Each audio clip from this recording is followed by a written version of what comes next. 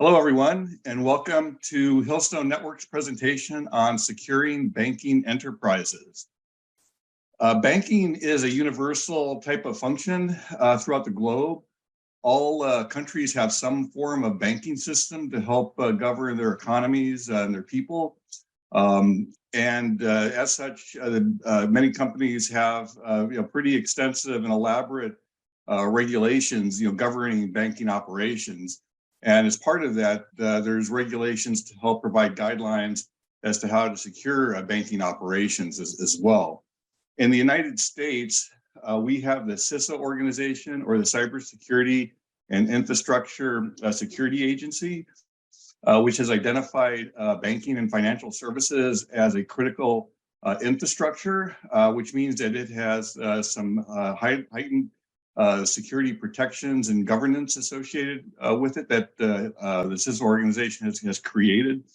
So there's a lot of interest in making sure that the banking enterprises are secured. With the Hillstone Network products, we're going to spend this presentation describing how Hillstone's products will secure the banking enterprises. And we'll spend some time at the beginning going over the banking system, banking operations, and the business around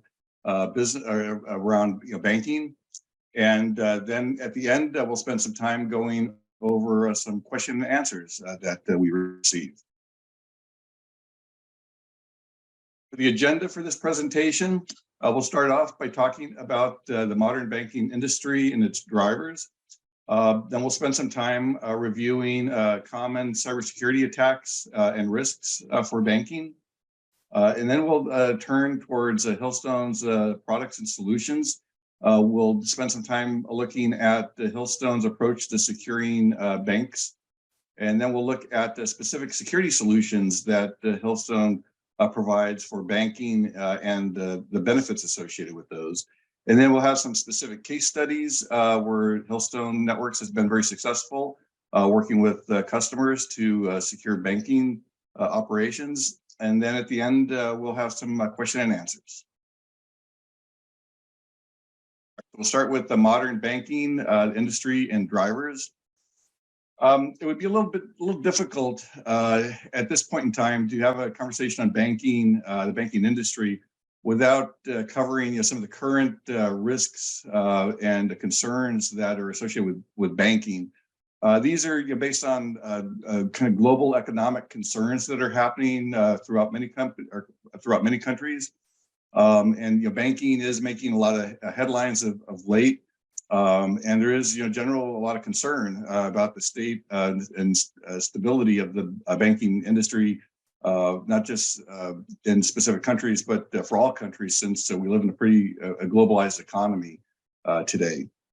Some of the concerns are stemming from high inflation rates, which are affecting many countries. Also, we're seeing interest rates rising as well. That have a bearing on the banks and overall economies that countries are facing. There have been, as of late, some notable bank failures here in the U.S. and in Europe, which are causing some concerns as well and getting a lot of attention, causing governments to get involved and take over some banks that are not performing very well. And then there is some global growing fears of recession that are stemming from the overall kind of financial concerns and economic concerns across the country. And some of these are resulting in significant layoffs of employees that many businesses are undertaking, and unfortunately today as well. So overall, there is concern around the banking system throughout the globe. But most analysts kind of look at this as something that's just temporary, and the recommendations that are being given to the banks is basically to stay the course of their business objectives and goals that they have for 2023. And we'll be talking about those shortly. Here, Deloitte Insights provided a very comprehensive report on the banking and the capital markets outlook for 2023. And they provided some key areas that they touched on with some good detail. And one interesting aspect of the report is that how it looks at the banking. And banking as an industry can be broken down into several key banking operations. We'll spend some time going over those operations, and that'll help us better understand the banking business overall. So the first one we'll talk about is retail banking. Retail banking is the type of banking that you and I are most familiar with. It's where we have, maybe a checking account, a savings account. We may take loans for homes or automobiles or other assets, and we use the retail banks to do that. For the banking industry, the guidance from Deloitte on retail banking is really to look at the new ways to engage and serve their customers. And this is something we'll see as a common theme, this kind of new way that banks need to engage their customer and deliver services to. For commercial banking, this is a banking that banks provide for merchants, so for businesses, in other words. Very important for countries that have stable business environment, and banking is core to that. The guidance that Deloitte is providing to commercial banking is basically to look at designing new service models, new insights, new tooling to help address the commercial banking operations. And this is really being caused by businesses, the customers of the commercial banks that are having to create new business models to support their customers. So in turn, the businesses need new banking models and to help them as well. Consumer payments reflect how payments are kind of made through and utilized throughout banking.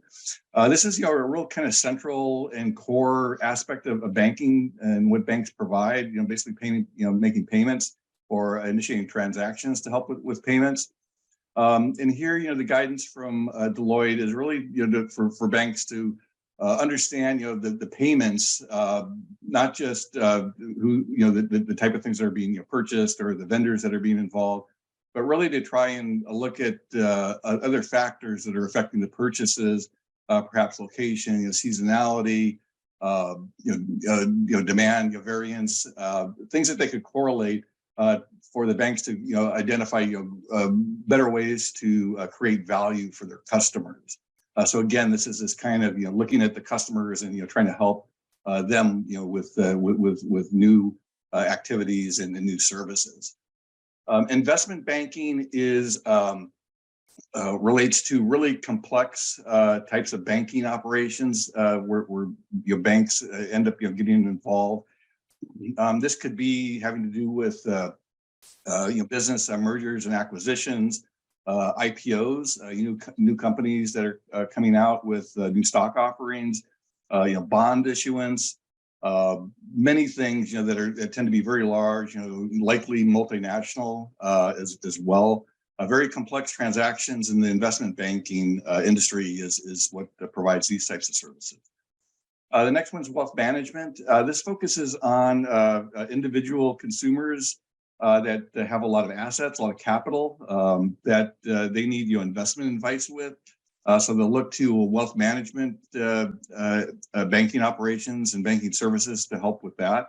As you're seeing here again, this is where Deloitte is recommending that the banks need to create a new recipe for greater success. There's a lot of competition for wealth management. And it doesn't have as large of a customer base as things like retail banking or commercial banking. So there's a very relatively few clients that can be associated with wealth management. Transaction banking is really kind of the complex flow of digital transactions that occur. And many of these nowadays are through multinational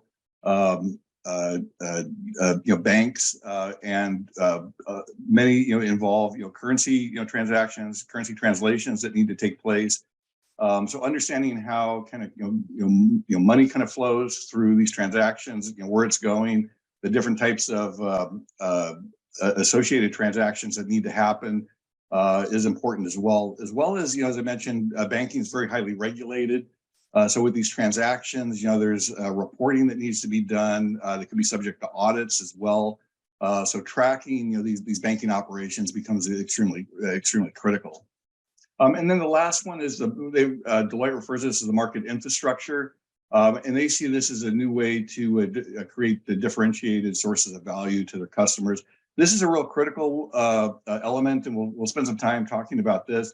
But basically, the infrastructure can be thought of as everything from the physical banks themselves, online applications, for example, processes that need to be supported, ATM machines. All of that needs some type of infrastructure to make everything run and be connected, and that's what the market infrastructure is.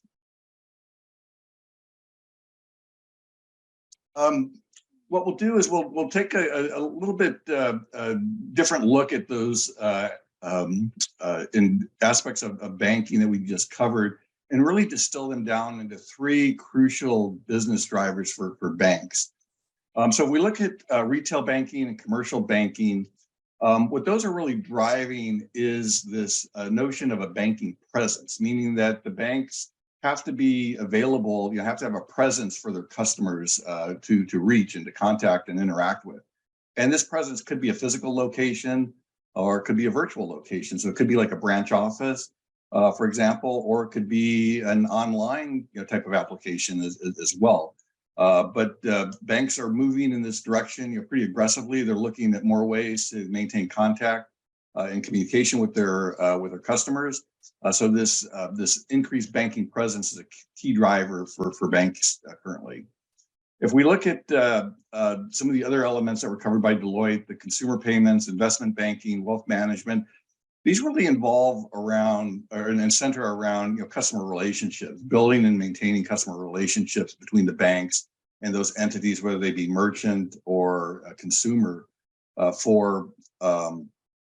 support the banking operations. And there's a lot that goes into this, particularly with really understanding what the customers are needing with respect to banking services, how their business models are changing. And this is something that banks are spending a lot of time focusing on as well. And then we look at the last two, the transaction banking and the market infrastructure. These are really pretty related in the sense that they're both driving this notion of the banking infrastructure and changing the banking infrastructure, which helps make it more supportive and available for the different types of banking services that are being created and the different types of customers and locations that need to be supported. Looked at some of the key business drivers. Again, the increase in banking presence, developing closer customer relationships, and advanced infrastructure to support the banking presence and the closer customer relationships. And these are driving, banking and very important, banking initiatives or business strategies, for the banks. And three of the key outcomes of these initiatives or these business goals and objectives that are being created by the banks are, the first is anytime, anywhere banking. And just as this kind of describes, banks are realizing that their customers, whether they be retail customers or commercial customers, that they need to be able to connect with a bank regardless of their location, regardless of time of day, or regardless of the type of service that's needed. So today, you see anywhere banking, in the form of online applications, mobile applications on cellular phones. The proliferation of branch offices, smaller offices. To conduct banking through more diverse locations that may be fairly remote. But this is the concept around anywhere, anytime, anywhere banking to help customers basically transact business and contact the banks to support their services. Closely related to that are personalized services. And here again, banks face a lot of competition. And one way that they're differentiating themselves is through personalized services. So personalized services could be everything from giving customers a portfolio of services that they could choose from as to which that they may want to be supported with, to creating very personalized types of portals and dashboards, so that the customers logging on to a website to check out their account and their balances, they have some ability to kind of tailor the dashboard into to display the information that's most important to them, or filter out the information that they don't necessarily care too much about. But this type of personalized service is becoming very important for banks as well, as I mentioned, to help distinguish themselves from competition. And then lastly, the last initiative that banks are having to move forward with as well is this adoption of advanced technologies. Technology is definitely always changing over time. The rate of change of technologies is increasing. Banks are facing this as well, that in order to support things like anytime, anywhere banking or personalized services, they need to develop, or they need to utilize advanced technologies to help build out the infrastructure and support these services and make sure that they're complying with regulations and governance requirements as well. We're going to spend some time now talking about cybersecurity attacks and risks related to banks. First, some metrics related to cybersecurity in the banking industry.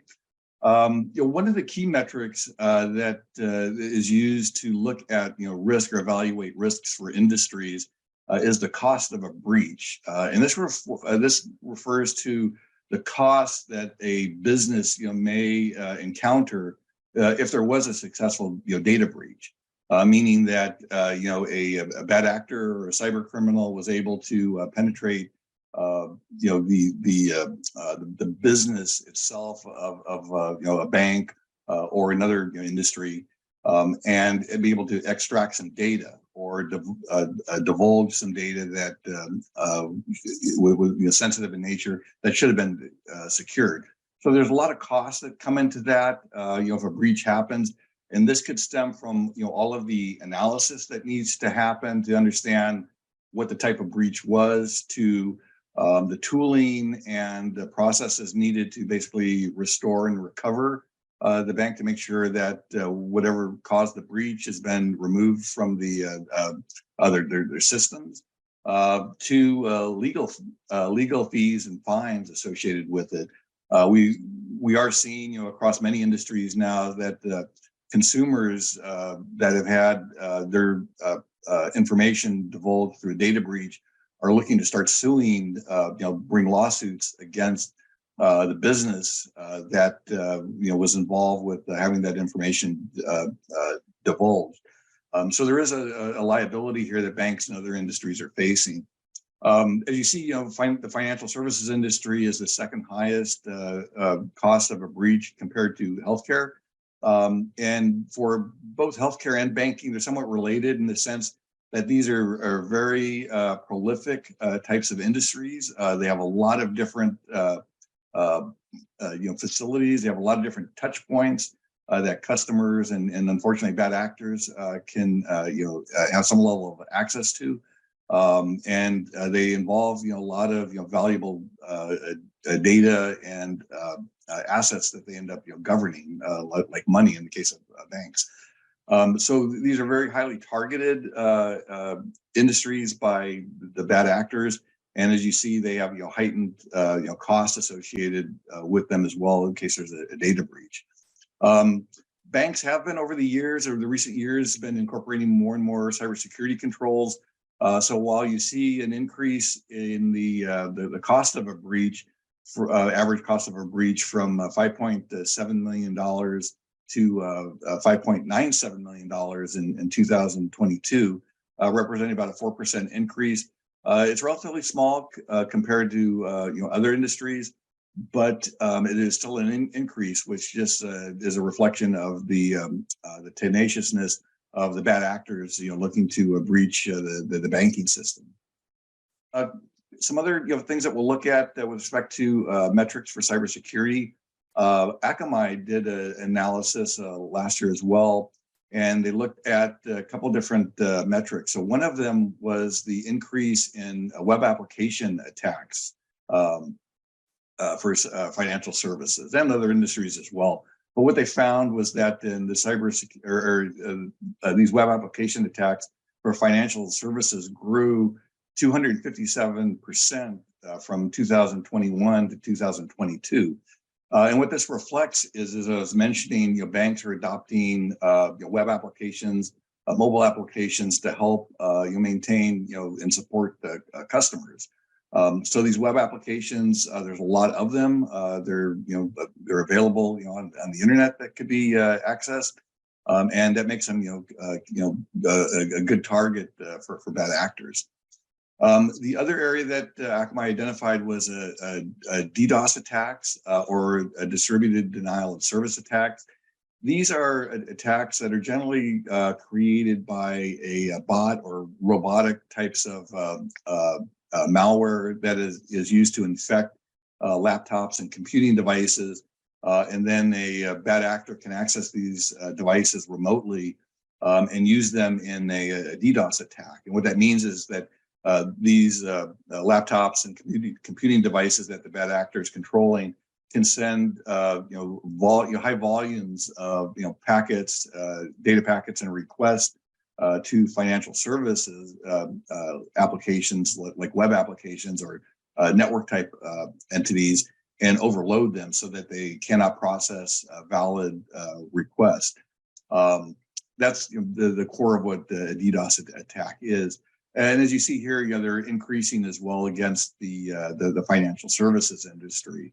The DDoS attacks, when they do happen, they can last for days, and they can definitely interrupt business operations for a financial service organization like a bank or any institution that is being attacked.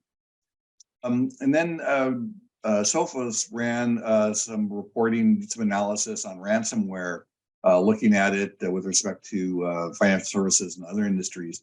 Interesting about this is financial services and is around the global average overall for malware types attacks, maybe a bit under than what the other industries are finding, but still fairly high up there. But what's interesting is that the complexity of the malware and other cyber attacks that the financial services organizations are facing is quite a bit higher than the global average of other industries. And this creates a lot more risks for banks that they need to understand and deal with. Higher complexity of attacks means that there's much more operations that need to be used to detect whether a bank might be being attacked and to detect what the cause is, as well as increased costs, increased tooling, increased personnel to help mitigate those attacks as well. And then, as we see in the last chart as well, that Sophos identified that overall the banking industry has seen a bit of an uptick in the volume of attacks from the impact of those attacks. So the impact results into what kind of effect it has on the banking operations. So the banks, probably no surprise, are a bit more susceptible to cyber attacks than other industries. But if you combine the complexity of the attacks and that's increasing for financial services, and the impact of those attacks as well, what it means is that the banking industry, financial services as a whole, really needs to be very vigilant in their cybersecurity protections and understanding the threats that are out there facing them. So we'll kind of pick up where we left off a little bit ago. We talked about the business drivers for banks. We talked about the key banking initiatives, objectives of the banks, and this is we just touched on as well a little bit ago with the anytime, anywhere banking operations, personalized services that are being made available for customers, and the adoption of advanced technologies. Combined from a cybersecurity perspective, this increases what we call the attack surface. And the attack surface is basically, it can be thought of as, touch points or areas that are, available, generally made available to legitimate types of, customers and transactions, but, could be subject for attack by a bad actor. And these could be things that we'll, touch on here in just a second, like remote workers, or, we refer to those as insiders as well, but workers at a bank. Could be targeted by bad actors. Email is kind of the most prolific attack vector to attack a target. So remote workers can be subject to things like phishing, malware, ransomware, emails. Just a very easy tool for bad actors to use to promote these types of harmful emails that an average worker may not be able to detect. So things like education and awareness become very important for workers at a bank or any business. Web applications and servers, we touched on this a couple times already, but these, as I mentioned, are out there to really help mobile customers, remote customers that don't want to go to a bank or touch an ATM to be able to conduct their banking services.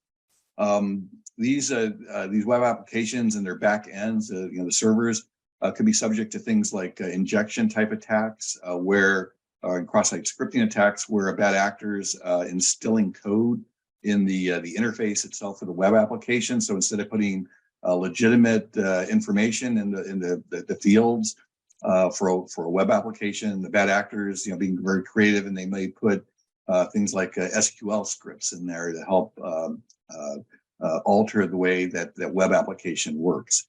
The cross-site scripting is a bit harmful, not just for the bank itself, but also for the customers, because if a web application is infected with a cross-site scripting type of code, it could direct a user unknowingly to a bad website, which could be stealing information from the customers they visit that website.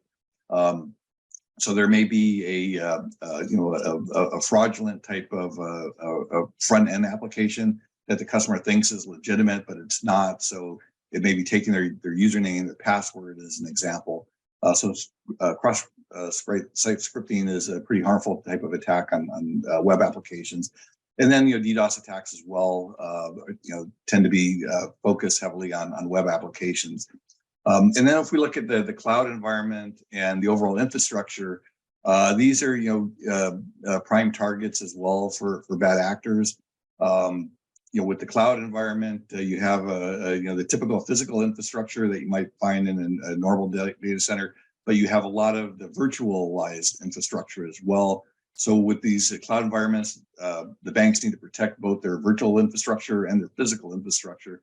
And things that could be used or exploited as part of the surface area by a bad actor include things like the endpoints, the physical devices themselves, APIs associated with applications, user credentials, and network objects as well that could be targets for things like DDoS attacks as also. And then the branch offices. The branch offices are a key physical entity that the banks are using to support their operations. These tend to be fairly autonomous. They're not completely autonomous. They do need to have connections back to either a headquarters office, or they may have some affiliate offices as well that they need to connect to. They do have computing resources within the bank operations. They do have a network as well, and they do support devices like ATMs as well. So they have a lot of physical assets at the branch offices, all of which could be part of that surface area that could be attacked by a bad actor. As we look a bit more deeper into this, we have a diagram used to help kind of convey how these different types of components within a bank kind of relate to each other. So we see with ATMs connecting into branch offices. We see the use of public and private cloud services, as well as traditional internet service providers that provide remote access. We see redundant data centers as well that are being supported by banks. Banks need to have high availability for their operations. So in case there's a disaster, whether it be an artificial type of disaster, something that's human made, or a natural disaster like a flood or an earthquake, the banks still need to have a high level of uptime to make sure that they're supporting their customers. And then we touched on kind of remote workers, how they kind of fit in. Many of the remote workers have their home offices that need to be secured as well.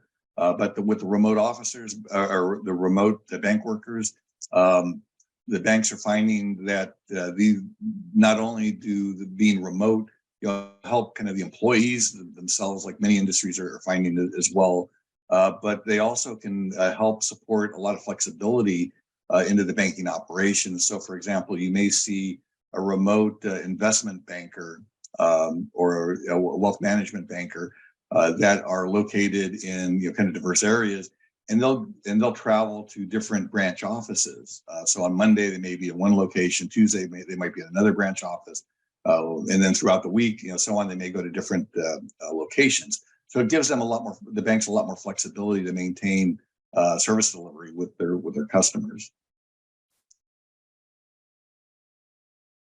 If we look at the attacks on this topology, we'll talk about those in a bit. But one thing they want to kind of call out is this is really kind of the first step in what we refer to as threat modeling. So we have a diagram. In this case, it's a high-level diagram. We see the assets depicted on the diagram. We see the interconnections between the two, and then we're going to overlay these with the potential attacks. So this is what's kind of the basis for threat modeling used by cybersecurity professionals to help understand, what type of countermeasures or security protections need to be put in place at different areas within an enterprise. So in our case, banking, this is going to be our kind of first step to understand what types of attacks we need to prevent. So as we mentioned, and we've done some discussion on distributed denial of service attacks. These are primarily targeted at web applications, as you see here, kind of at either redundant data centers that may be supporting web applications or in the public and private clouds, as well as a regional bank. And the denial of service attacks, could be targeted at the applications, but they could be targeted at the network layer itself as well. So the banks do need to have some comprehensive security protections to protect against a denial of service attack. Other types of web applications attacks, again, occurred in similar locations. And we'll talk more specifically about this and the controls around this, but the web applications need to be protected as well. So these areas that have a web application server need to have the correct security infrastructure and controls put in place to make sure that the web applications in the back end are being supported. Additionally, as I mentioned, phishing, malware, ransomware, email-based attacks are really targeting workers. So the workers need to be educated and have the right protections, on their home environments or on their laptops to help protect them. But as well, bank or customers are also being hit with a lot of this as well. These types of ransomware or malware types of attacks, generally perpetrated through fraud, online fraud, where a person, a banking customer, may get an email that looks very legitimate, like it came from their banking service provider, but in reality, it's basically a fraudulent web page that gets created, or a fraudulent email that lures a customer into thinking that it's legitimate, and then they end up clicking on the link that's included in the email, and that starts the process of downloading malware or possibly ransomware as well. And then insiders are always kind of a risk in this case with remote bank workers. But insiders, they have access to a lot of information, a lot of sensitive information with banks. And it's possible through an honest mistake that they may kind of expose information, or they may do something unsecured. But then there are unfortunately those insiders as well that may look to do and some intentional harm to the bank or another business as well. So banks need to make sure that they're deploying a lot of audit type of capabilities to make sure that they can track what insiders are doing or their employees are doing on their networks. So in this section, we're going to discuss Hillstone's approach to securing banks. Sort of the business drivers, the objectives of the banks. We've talked about what that means with respect to the service area that a bank could expose for potential attacks by a bad actor. And we kind of looked at that from a topology perspective. We're going to take a look at this next section to kind of get a better understanding of how we can protect those areas that we just saw in the previous diagram with security controls. The best way to do this is by what's referred to as a layered security model, also known as defense in depth security model also. These models provide a holistic security protection. Which means that they're providing kind of blanket coverage for a business. They can a holistic security protection means that they're covering many different areas, many different layers of touch points or surface area with respect to that business to help prevent those touch points from being exploited by a bad actor. So I'll touch on these from kind of the bottom up. So the first one I'll talk about is the application security layer. Just as this describes, this relates to like web applications, and here Hillstone Networks provides some very good and powerful protections to secure web applications. These include Hillstone Web Application Firewall and an application delivery controller. These can protect against DDoS attacks. They can protect against the traditional types of application network layer attacks that might be encountered. And they can do a lot to protect APIs as well. They do use machine learning also to help make sure that they can identify potential threats and risks very quickly. So we'll take a look at the infrastructure security layer. This refers to basically like the network layer that we're all pretty familiar with. So things like when you connect into your laptop into your business, or if you have a desktop type of computing device, there's network activity, network connections that are made, whether they're wired or wireless. So with Hillstone Networks products and solutions, they do provide very comprehensive security protections for the infrastructure. They offer a iSource XDR solution, as well as the ability to detect breaches of on servers. They facilitate microsegmentation, which is extremely important way to minimize what we refer to as a blast radius of a hacking attempt, to minimize any potential impact of a hacking effort. These products can be used to detect network intrusions and provide visibility into the intrusion and provide a response as well. Edge and cloud security are somewhat related, as most people are pretty aware of now. This concept of an edge or a perimeter in modern businesses is really kind of changing because of the mobile nature of customers and the mobile nature of the business, the businesses themselves. So it needs to be protection, both at the edge and the cloud. The edge generally refers to kind of like the edge of the internet, if you will. So Hillstone Networks provides very powerful next generation firewalls that could be used to implement solutions such as zero trust access, to make sure that only authorized users are getting access to the network, as well as they provide very powerful antivirus, anti-spam capabilities. They provide responses for the most typical types of attacks that might be encountered at the network layer, at the edge level.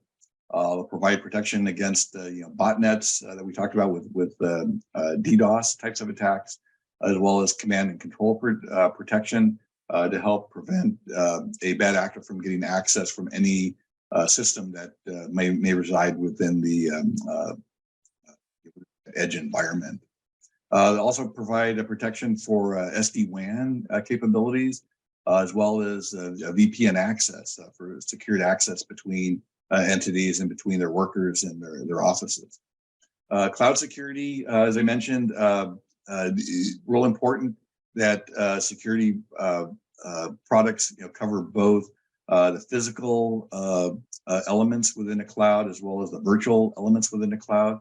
And Hillstone Networks offers some extremely powerful cloud protection capabilities. They offer the Cloud Hive product, which is used to provide extensive microsegmentation, capability, secures east-west traffic, and it protects east-west traffic from lateral types of attacks. Very important to help prevent any kind of privilege escalation or extending an attack from one device to another. There's 4 modules that are associated with the Cloud Hive product, including a security orchestration model, a security control model, a security service model, and a data service module. And these will work together. They could be worked independent by themselves to help provide specific capabilities to secure that cloud environment. Cloud Armor is Hillstone's offering to help secure the workloads. So when you think of workloads, think of containers. So these Cloud Armor provides very powerful, extensive capabilities to protect that containerized workload environment. Includes vulnerability management, checking the status of the containers, deep visibility into the workloads associated with the containers as well. And that becomes really very important for cloud operations because the containers are used to a great extent in cloud environments. And lastly, with Cloud Edge, Cloud Edge provides the virtual next generation firewall capabilities, which could be deployed very rapidly to secure environments. As the whole nature of a cloud environment is that it could be created pretty quickly. So as these cloud environments could be brought up and online very quickly, the Cloud Edge with the virtual next generation firewall support can provision next generation firewalls very quickly and secure those environments. A lot of support for different hypervisors, including ESXi, KVM, Hyper-V, and Zen Server. And then at the perimeter level or perimeter security layer, this is kind of the outer edge, if you will, for an organization. And Hillstone Networks has a very comprehensive zero trust network access offering through its virtual firewalls and managed through its Hillstone Security Manager product as well. But what's critical about this and why it's so important is that the zero trust is the current trend to help ensure that the network infrastructures within the perimeter are being only accessed by authorized personnel. So they implement things like least privilege access, role-based access control as well to help govern this along with multi-factor authentication and other factors to make sure that the authentication and authorization process are validating who's actually trying to access the network. And then lastly, all the components need to have a management layer. And here again, Hillstone Networks offers some very powerful feature-rich security management applications like the Hillstone Security Manager, CloudView, and the Security Audit Platform. These can provide support for a lot of different areas, including device control for all of the devices that we just covered, as well as securing the zero-touch environment and securing an SD-WAN environment as well, which is very popular for banks. Together, the security management platforms by Hillstone Networks provide really unsurpassed visibility, access, and management, or I'm sorry, visibility, the ability to understand or assess the operational state of the devices, and to provide device management of these elements as well. All right. All right, in this section, we're going to look at some specific security solutions by Hillstone Networks. And the first one that we'll talk about is secured banking branch offices. Again, this is kind of one of these areas that is in that surface area.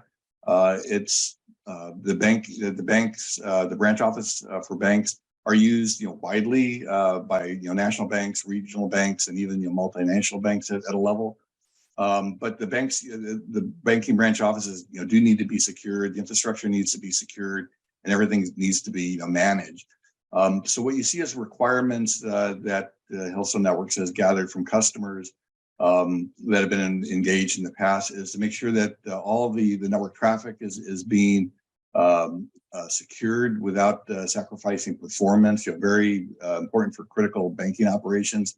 Looking to identify very quickly and block any type of network intrusion that may be occurring. Key requirement there. Certainly to create and manage security policies with respect to the device management, but also with respect to detecting and responding to threats and monitoring the overall environment within the branch office. Protecting the ATMs from hackers, malware, cyber attacks, very important as well. And then being compliant with PCI, DSS, local and national regulations as well, very important.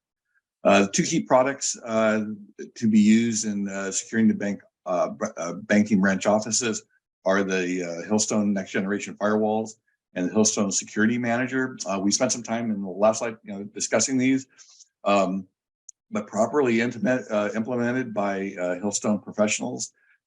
These products deliver many solution benefits, including securing the ATMs at the branch offices and the branch offices themselves by the use of the next generation firewall, protecting that edge, that network edge of the ATMs, securing all of the remote access that may be occurring through an internet service provider and or SD-WAN capabilities. Make sure that everything's secured through secured access like through a virtual private network. We also secure the SD-WAN environment, and there's zero touch provisioning as well for the devices that are being set up by a branch office.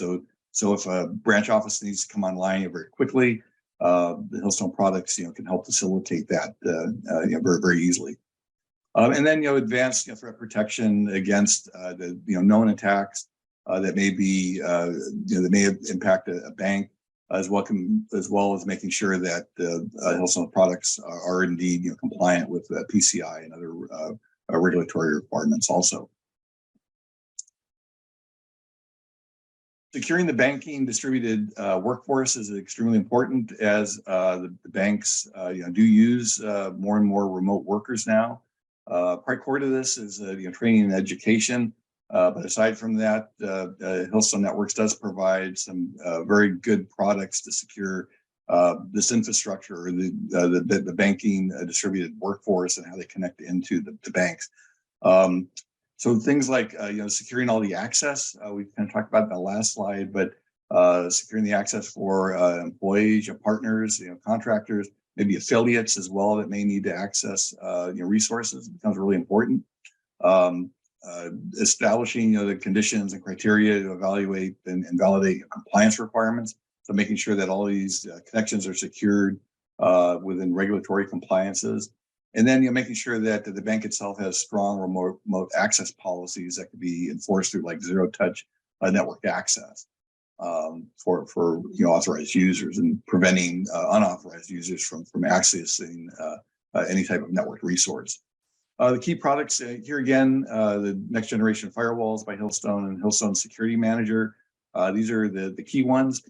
Some of the big solution benefits, as I was mentioning in the previous slide, zero trust network access is extremely important today for making sure that only authorized users are gaining access to network resources and systems. It does. It can be used as a VPN replacement as well in certain circumstances. But in general, the zero trust network access that's delivered by Hillstone Networks is market leading, and something that will be very important for helping to secure these types of remote connections. And then for managing the distributed workforce in particular, the comprehensive visibility and control over the user activity becomes really important and critical as well, to make sure that the banks can understand and identify that if an access request is being made, that it is being made, through by a valid remote user, and making sure that all of the user activity is being tracked as well that's happening. Securing banking hybrid clouds. Banks are utilizing cloud infrastructures quite heavily. One aspect of that is through a private cloud. Private clouds kind of reside fairly close to a physical location, like a branch office or maybe a headquarters office. They're private clouds, meaning that the banks themselves own them and operate them. They're not like a public cloud, like an Amazon AWS or a Microsoft Azure. But there is definitely a requirement for private clouds and hybrid clouds to tie into the public cloud infrastructure, as you're seeing here. Often that's done through an SD-WAN type of connection.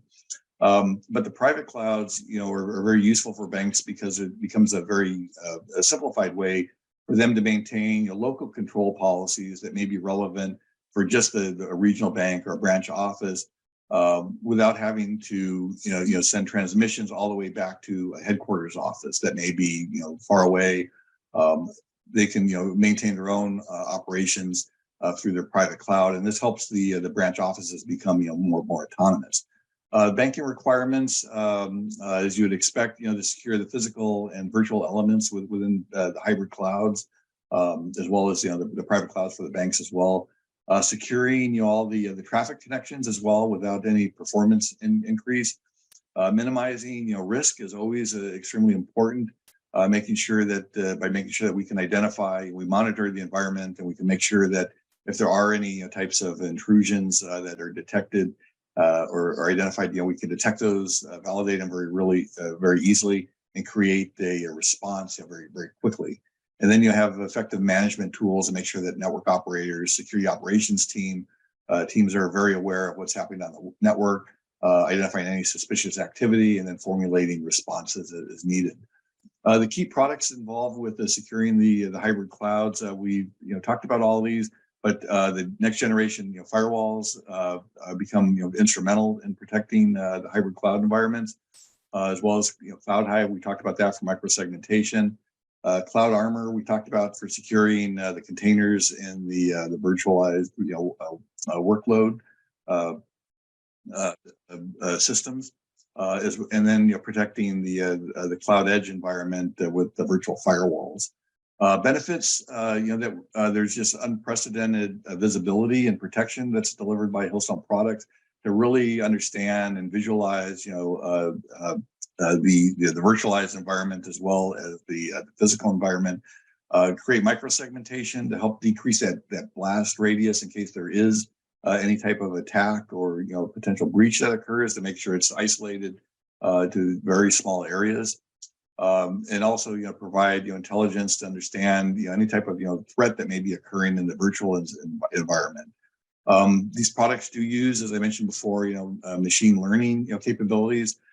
So there's very advanced ways to identify threats and risks through classification models, clustering models that could be used for these systems to hopefully learn and quickly identify if there's any type of behavior, any type of activity that would be considered suspicious, and then formulate a response to. Secured anywhere and anytime banking. We spent some time talking about this. Here again, this is an area that's extremely important for banks because it is the key way or key methodology that the banks are interfacing with their customers today to deliver personalized services. Key areas in this that need to be protected are really the web application, the web applications themselves, as well as the back end, the servers that are supporting them. For this, the banks are looking to definitely secure all of the network traffic. That's kind of a common theme. We always want to secure all network traffic without sacrificing any kind of performance. We do want to secure the mobile applications and the web applications. So not just the applications that are residing, that are being hosted by the bank itself in a data center or maybe a cloud provider, but even the mobile applications that they're creating that a customer may be using on their cell phone. Those need to be secured as well.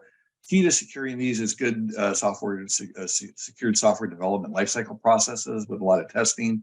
But there is security products that the Hillstone Networks offers as well to help make sure that these applications and back-end systems are protected as well.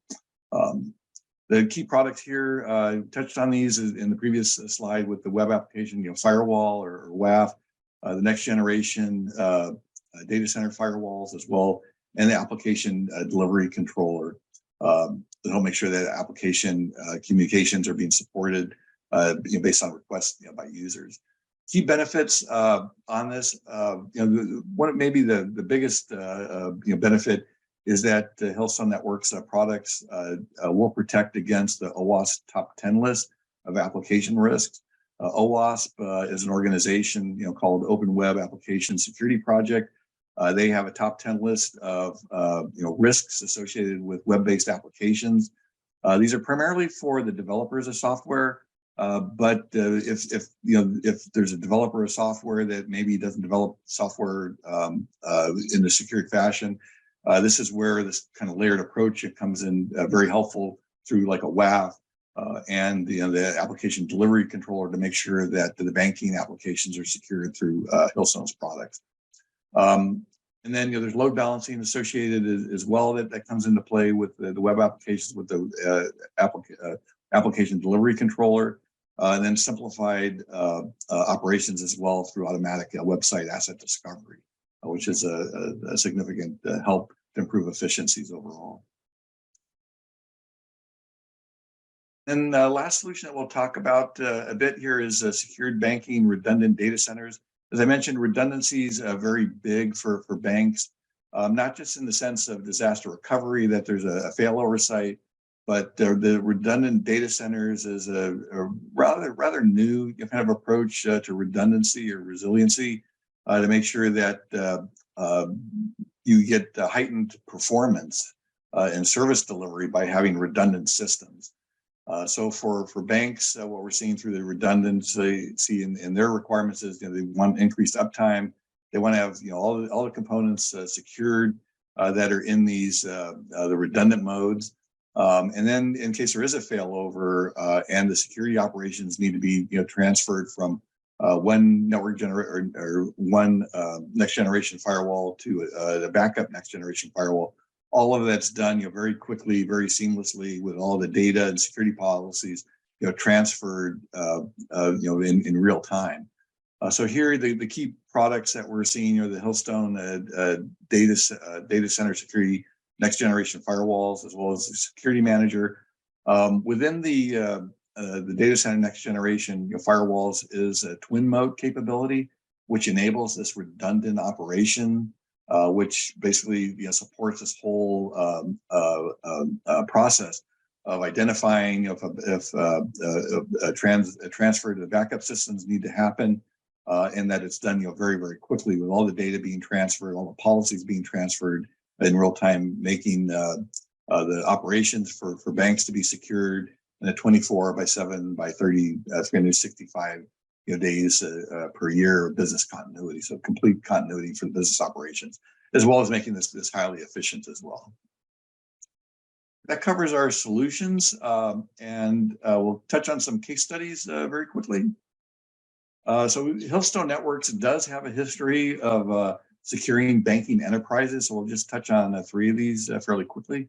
One is a success story that was with the Bank of China at Macau.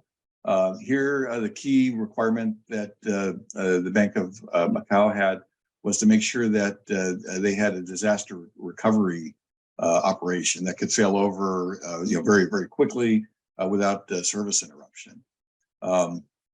And they had some requirements for layer 7 network protection, application layer protection as well.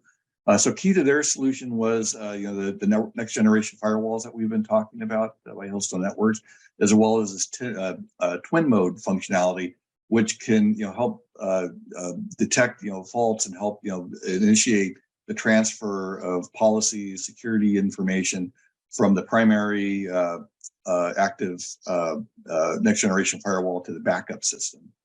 So this was a significant success. Another success story for Hillstone Networks banking solutions was with Finagro in Colombia. Here they had some general requirements on their security devices, really for making sure that their firewalls were feature rich. They had a lot of capabilities. They were very high performance. They could do multi-function with supporting IPsec VPN and SSL VPN for secure communications. They also needed their corporate portal protected as well. So a lot of different Hillstone network products came in to give this protection. But here again, with the bank, the diverse nature of banking enterprise and the different disparate elements that are coming into play that need to be protected, Hillstone Networks provided a great solution, very extensive solution with layered security and protected the entire scope that Finagro wanted to have protected by Hillstone Networks. The Cooperative Bank of Vietnam. Here, the customers had some specific requirements. There was some competition on this one as well, which really is kind of a testament to how powerful the Hillstone Networks security solution was for this bank. But their focus here, much like Finagro was, with the very powerful, very feature-rich firewall. So Hillstone Networks positioned the next generation firewalls for them with good management capability as well to help get visibility and understanding as to the device states and security posture of the banking and the banking enterprises with ability to do failover protection as well. So here again, there's a nice success story from Hillstone Networks to protect banking infrastructure. With that, we'll spend some time with some question and answers. I see I have one question already. Why is the banking industry a top target for ransomware? Yeah, this one, there's an old saying, that's someone asked a bank robber, famous bank robber once, why do you rob banks? And he said, well, that's where the money is. It's kind of the same thing with ransomware. The whole idea of ransomware is that a bad actor is going to try and penetrate a network, identify sensitive information, and then encrypt it so it can't be used. Banks have a lot of sensitive information, and they have a lot of assets, a lot of capital assets as well. So for a bad actor, the cyber criminal attacking a bank with ransomware, encrypt their data and hold it hostage until they get paid a ransom is something that the bad actors are finding to be a fairly lucrative type of operation for them to make some money. So that's why they're a top target by ransomware. They have a lot of capital. They're very expansive presence. They become a very obvious target for the bad actors. Let's see. I have another question. What is the biggest risk to the banks from cybersecurity threats? Here, probably the web applications and the infrastructure is really the most apparent element within the surface area that the bad actors are going to go after, either through a DDoS attack that we've talked about, or through the typical web application attacks like with cross-site scripting or injection type attacks. The web applications are just part and parcel to banking today. So they become much like with ransomware, they become a very obvious target that the bad actors are going to be focusing on. Let's see, I have a couple more questions I'll try and get to here quickly. Can Hillstone Networks help banks develop a comprehensive security plan and strategy? The answer is yes. Not only does Hillstone Networks produce and offer many very powerful security products, they do have a lot of banking expertise, as we just saw in the three examples that we just cited, as well as a very proven professional service organization that has successes in securing banking enterprises. So definitely Hillstone Networks can help banking enterprises identify possible threats, identify risks, and help create a solution, just as we saw in the case study, to secure the entire banking enterprise. And last question, does Hillstone Networks products compliant with PCI DSS? The answer is yes. Hillstone Networks does offer products that are compliant with PCI DSS. PCI DSS is the payment card industry standard for data security. It's a standard that any banking or financial organization or entity that's involved with transacting business through a credit card or a debit card, charge card has to abide by. So this becomes very important. And the good news is that the Hillstone's products and experienced personnel can definitely help create a plan to help incorporate PCI compliance within the security strategy for the banking enterprises. With that, that concludes the presentation for today. So I hope you enjoyed this Hillstone Networks presentation on securing the banking enterprises. Thank you very much.